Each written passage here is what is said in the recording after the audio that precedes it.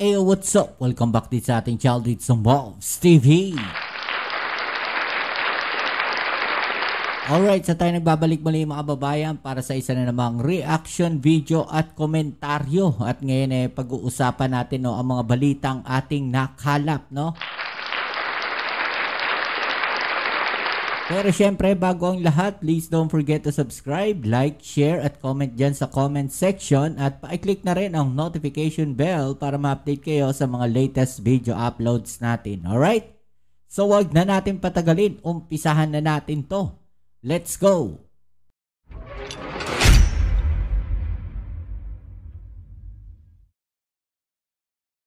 Ang mga tao ay talagang nagugulumihanan na at yung iba talagang dumating na doon sa punto na ay wala na nga akong pakialam dyan. Tignan natin kung matutuloy o hindi. Bahala na kayo. So nagiging ganun ang ang kanilang mindset.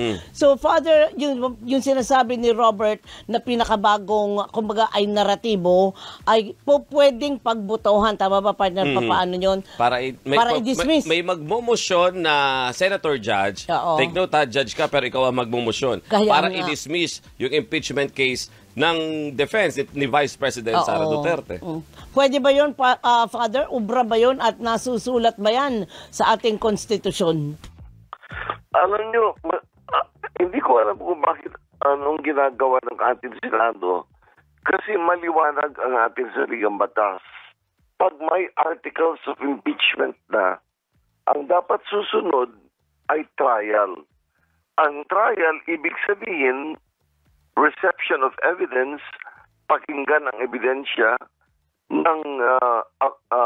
ng prosecution, pakinggan ang ebidensya ng defense, at magpapasya. Hindi ibig sabihin, i-dismiss ka agad na walang hearing. Alam nyo, ang effect ng dismissal ay ma-acquit ang Vice President. Hindi ko sinasabi na dapat siya ay makonvict. Ang sabi ko lang, maliwanag na ang utos ng saligang batas ay trial. So pakinggan ang ebidensya ng dalawang panig at magpasya. Opo. So, yung plano na yan, yung scheme na yan, na magmosyon ang isang senator judge at i-dismiss yung kaso ay irregular, unconstitutional, and immoral. Wala kang makikitang hukuman sa buong mundo na ang judge mismo ay ang hihingi na ma-dismiss ang isang kaso. Opo. So kung ganyan po, kung sisigi sila na magbotohan for dismissal, paano ang accountability nila? Yaman din lamang sabi mo, Father, irregular, ano pa nga ba yun? Unconstitutional. At immoral. Paano natin sila masisingil kung ganun? Dahil lumabag sila sa konstitusyon. Well, unang-una, the aggrieved citizens can bring an action before the Supreme Court at nang mapawalang bisa ang desisyon ng Senado na dismiss yung kaso.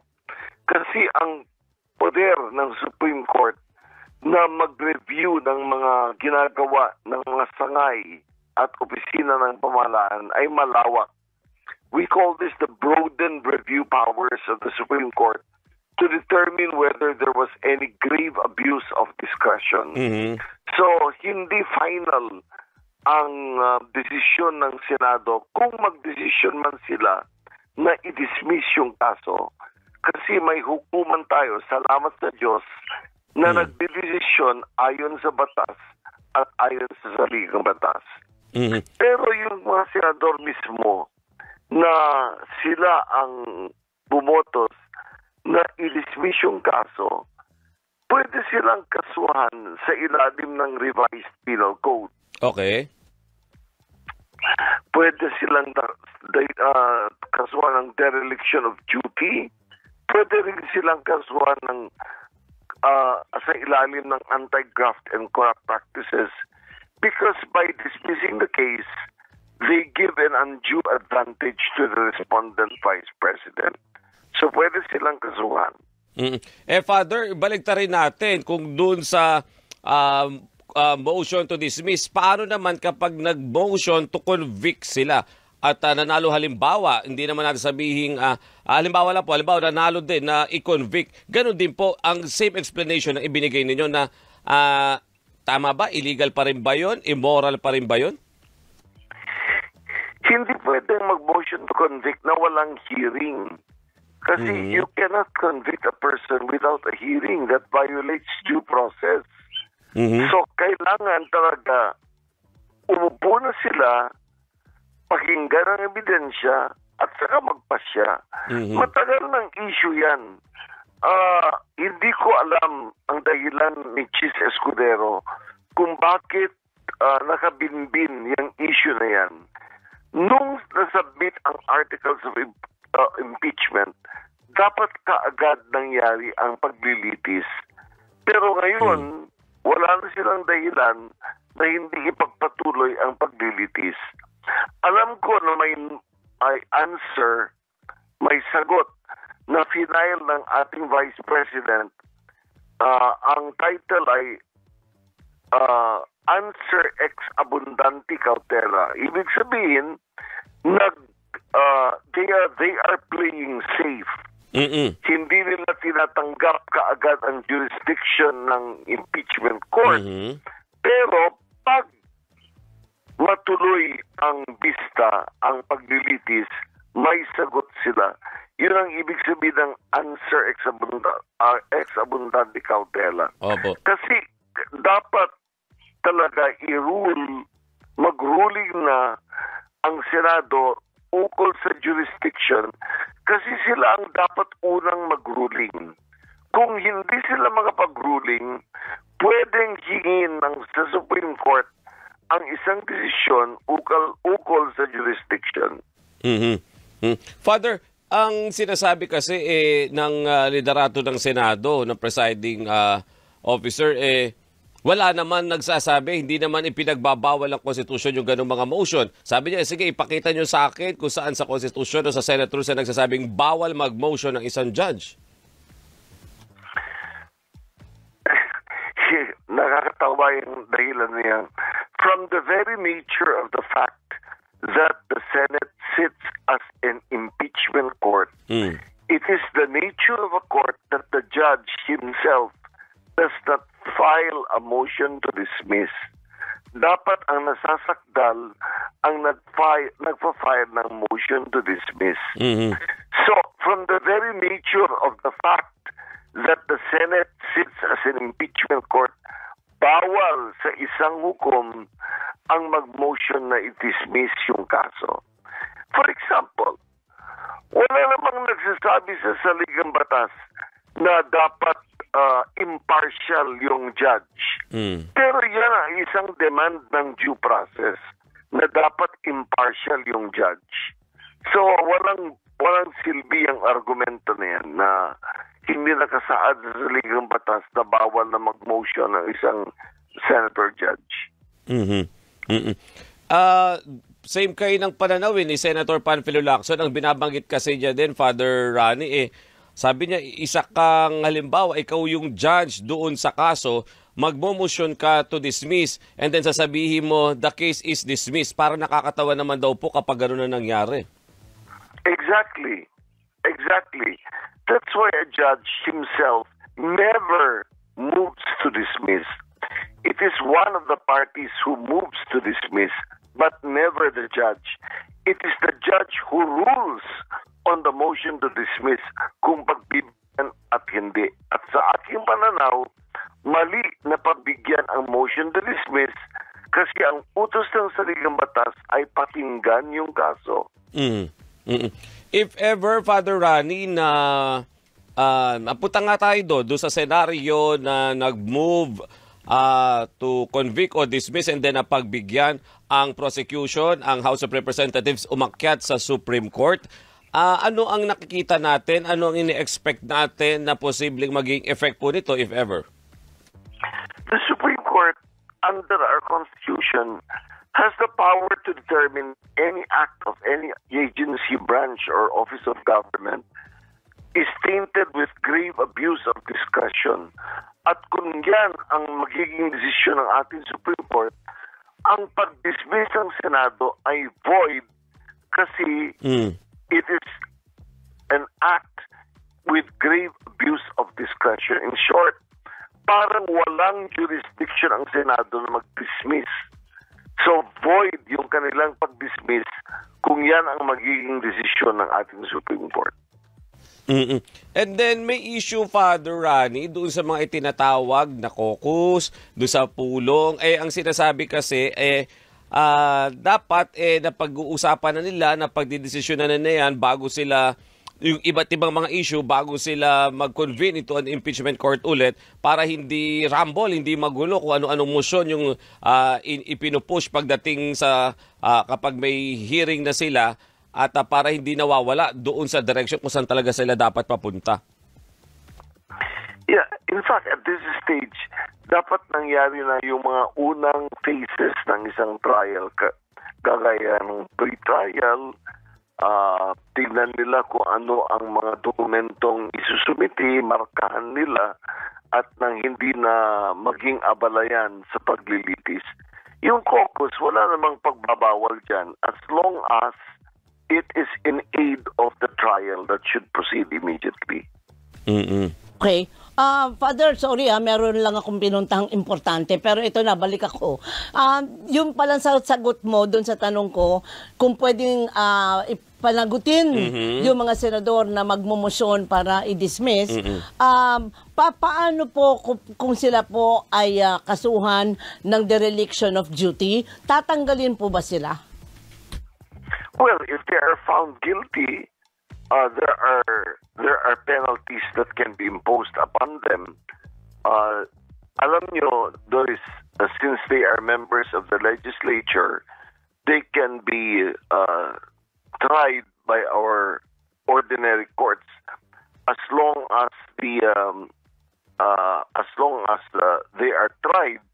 Then whatever is the penalty na nakasaad sa revised penal code, ayun ay ma-impose sa kanila. Opo. And then,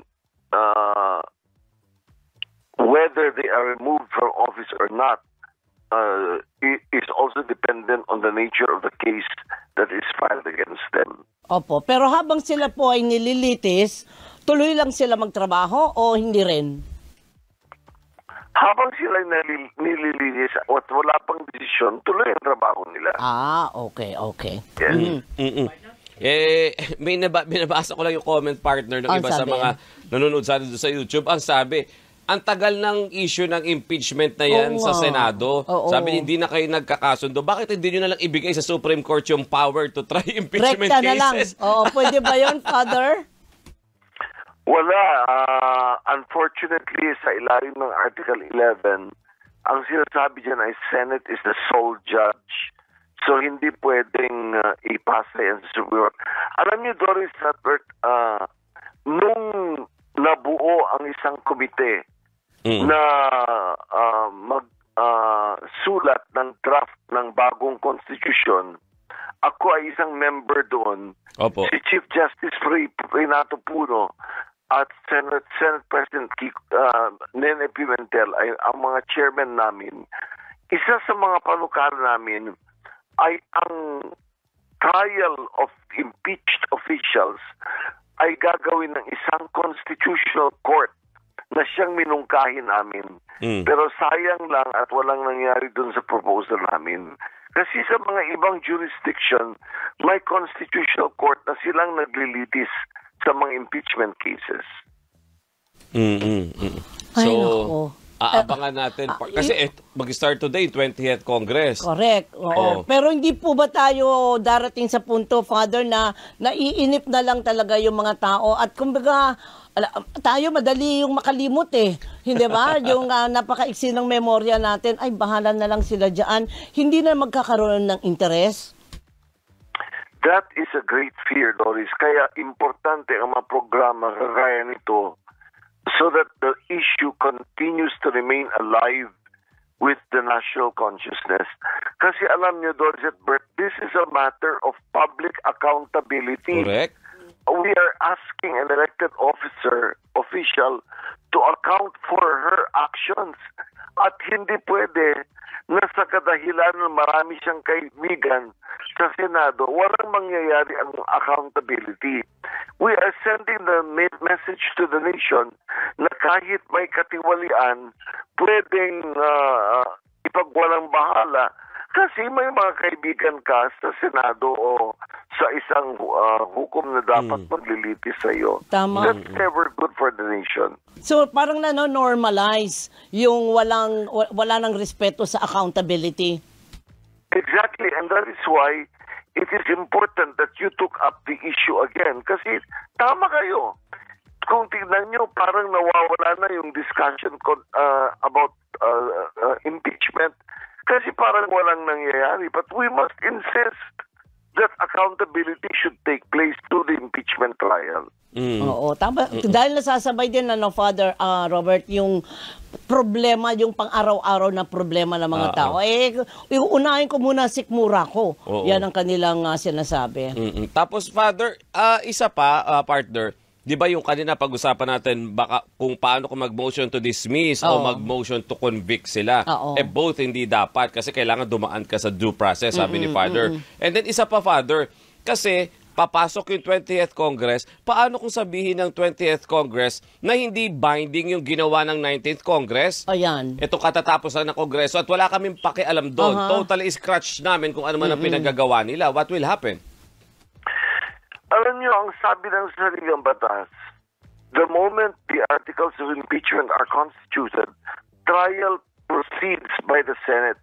Wala siyang tinatakdang periods while Senate is in session or before the resumption of the next Senate. Walang mga ganun na qualifiers. So Senate remains the body that tries the case. Dapat hindi dinaragdagan ang mga provision ng ating saligang batas. Oo, kasi isa na ungkat, partner. Paano daw kung sabihin ng mga bago senador? You know, in other parts of the Constitution, may mga nakalahad na while Senate is in session or while Congress is in session, may mga ganun. Pero dito sa impeachment, walang ganun. So it's understood that whether it's the 19th or 20th Congress, Senate has the jurisdiction to try. Correct. At babalik na naman tayo doon, partner Father, doon sa kataga na forthwith. Oo. Yes. Yes. In fact, it should have happened a long time ago. It should have happened a long time ago.